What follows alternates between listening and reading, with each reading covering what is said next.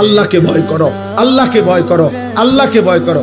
আল্লাহ যেন আমারে ডাক দিয়ে বলে, আনিস, কেউ আমারে না মানুক, তুমি না মুমিন, তুমি না বললা মুসলমান, তো তুমি আমারে মানো। কেউ আমারে সেজদা না দো, তো তুমি না বলছো তুমি মুসলমান, তুমি না বললা তুমি লা ইলাহা ইল্লাল্লাহ মানো, তুমি না বললা তুমি মুহাম্মাদুর রাসূলুল্লাহ মানো, তো তুমি সেজদা দাও।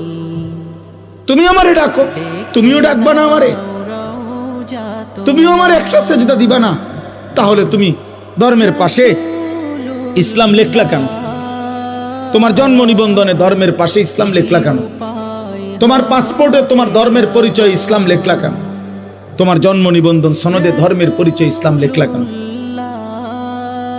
এই জন্য কোরআনুল কারীমের মধ্যে আছে, কিয়ামতের দিন আল্লাহ তাআলা ফেরেশতাদেরকে বলবে, প্রত্যেকটা পাপীকে দুইজন লোক সহ একসাথ করো। এক, পাপীকে; দুই, পাপীর সঙ্গীকে; তিন, পাপ কাজে সে নির্ভর করেছে যার উপরে তাকে। এই তিন নাফরমানকে একসাথ করে দাঁড় করাও জাহান্নামের দিকে বরাবর করে। আমি আল্লাহ ওয়াকিফুহুম ইন্নাহুম মাসউলুন, একটা একটা করে আমি আল্লাহ জিজ্ঞেস করব, বান্দা কেন আমার নাফরমানি করেছো?